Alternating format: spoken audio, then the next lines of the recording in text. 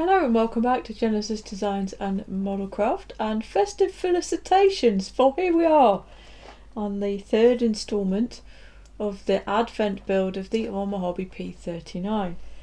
And since update 2 went without delicious snacks, and that was indeed noted by you, dear watchers, dear viewers, I have got delicious snacks today.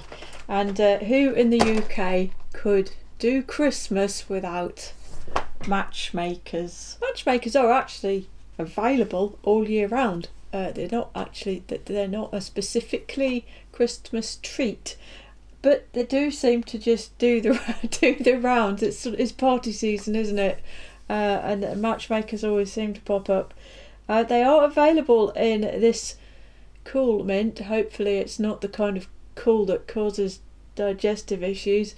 So you got the mint flavour, but you also get orange ones. And for those that don't know what matchmakers are, I shall show you. It's meant to be a perfect match. Oh my god, that's corny. They're chocolate sticks, basically. Here we go, just delicate little chocolate twiglets. And they're kind of bobbly. They're quite nice. And mint flavoured. I think I might partake in another one of those. So there you go. Advent Build Episode 3 featuring mint flavoured chocolate matchmakers. Check them out if you've never tried them, they're quite pleasant. Right then, today's progress probably at first glance looks pretty much the same as it did yesterday, but it's not. I still haven't joined the fuselage, okay, but we'll start with the wing, I think. So the wing, I have carefully sorted out all of the seams all the way around and restored the panel lines that wrap around the leading edge where necessary. I've also, at the trailing edge, I first sanded it square on flat to get rid of any kind of traces of gaps or joins, and then I've beveled it back off again. There weren't any panel lines to reinstate, but I have used the razor saw. I have this one, this is a JLC razor saw, and just carefully nicked the trailing edge for the aileron and the trim tabs. I like to do that, it makes them look more separate than just a basic panel line. Leading edge, I used super glue and talc filler, just put it all the way along, sanded it, smoothed it, redid the panel lines where I needed to, and as you can possibly tell, I've re-drilled, or I've run a drill through all of the machine gun holes and the attachment point for the P-toe, so they're all nice and circular. So this is now looking substantially healthier. Right, I then started to look at the fit again, and because the fuselage still isn't joined, I was able, I had a brainwave, does happen occasionally, even at my age. I fitted a half like so. I mean, it's only held in place with my finger, but I put that on so I could see what's going on the inside of the join area, because it still just didn't quite want to sit down. It was almost there, but not quite. And by doing this, I was able to see that the last thing that was holding up proceedings was this bar here. So there's a bar either side, go along with a square edge, and they interlock with this recess here. And because because I could see in there, I could see that the ends of the bar were basically too long or too high to sit properly in that recess. So what I've done is I've beveled off the ends down to a taper. So now everything fits together without any interference, and there's a nice tight join at the front. So I'm happy with that. So that's the wing. Over here you can see all the tail feathers. These have had the same thing done. I've gone round, sanded all the joins because all of these parts, with the exception of the elevators, were moulded in halves. So those seams have all been done as well. And I have further finessed the fit of the fin in there so that drops in properly and sits straight. And throughout all of that work, I found the ceramic scraper to be absolutely brilliant. I'm surprised I'm saying this, truly. It's a strange thing because it's not sharp to the touch. I think you could stab yourself with the end if you really tried, but it doesn't feel sharp to the touch, and yet when you scrape across a seam it just scrapes so smoothly. There's no chattering of the blade, so you don't end up with any of the kind of lines in it that you can do with a scalpel, and it does a beautiful job. Even on things that are joined together where I had the seam here, I initially dealt with it by using the scraper just to take it back and get rid of it. It's really, really good, genuinely. It's another one of those tools. I know it looks like a tool looking for a purpose, but I'm honestly shocked at how useful it actually is. The other tool that has been in use today is the High Q Parts Scriber. This is the 0.08mm tip, so it's a wicked little thing.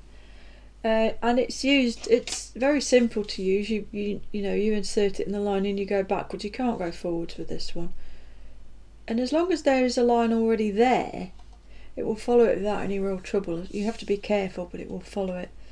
But definitely, if you're trying to reinstate a panel line rather than dig one out, there will be a need for a guide. So we'll look at that later when I get the fuselage halves together. So that's the wings and things. I also did, as promised, touching around the top of the door frame from the inside. Over here then, the cockpit interior and nose wheel bay is fixed into this right hand fuselage half, and you can see also that I have super glued in place the nose weights.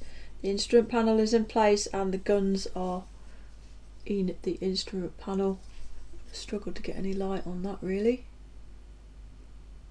That is all good to go.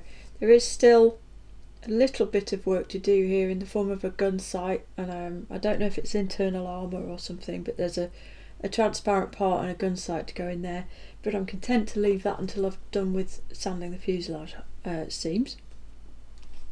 And just as an aside, I don't know if I'm going to be able to really demonstrate. I can't tell looking at the small screen, but this door has only been painted with the green from the inside, and when I look at it from this way I can clearly see straight through it. It looks a completely different colour to the rest of the interior because it's semi-transparent. I don't know if you can see the shadow of my finger moving behind it. I certainly can. This is why when I do canopies I'll spray the interior colour on from the outside first, but then I always use black as the second colour, and that's why. It's to take away that transparentness that you get otherwise, and I will also actually do that with this from the outside. Anyway, fuselage fit. I did say I would have another look at it, and I ended up removing the tabs completely. The tab and slot system, it kind of does work against the fit a little bit, but the main reason for that big gap was actually a mould seam or just a badly moulded joint face. There's a step in the joint face that it's impossible to get rid of it smoothly and evenly with all of those tabs in place. I did mess about for a short while.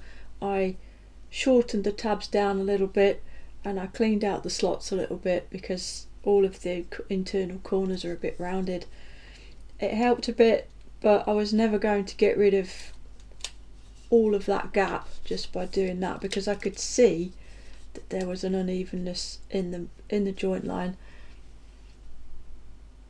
Proof is in the pudding. I got rid of all of the tabs, and once that was done,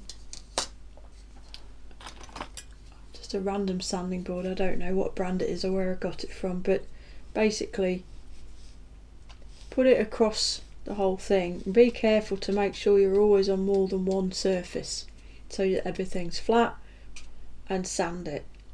And in doing that, I got rid of all of the unevenness on the joint face, and now it fits together perfectly all the way along. No problem at all. Likewise underneath. So that completely alleviated that gap. I will obviously still need to sand and clean up the seam. That's a given, but there is now no longer a gap at all. There also isn't anything to locate, but I'm going to use glue, so I'm really not bothered, and the internal structure, as you can see quite easily, serves to hold the whole thing together quite well anyway. My intention is to glue it bit by bit with super glue. I'll start at the front and I'll just stretch, you can just flap the back end open, put the glue in, close it back up. So there we go, that is today's progress. As much as it may seem minimal, it's really good solid progress. That's it for episode 3 then. Thank you very much for watching, and I hope to see you again in episode 4 in the next few days. And with all of that said, I think it only remains for me to say, look after yourselves, look after each other, and Genesis out.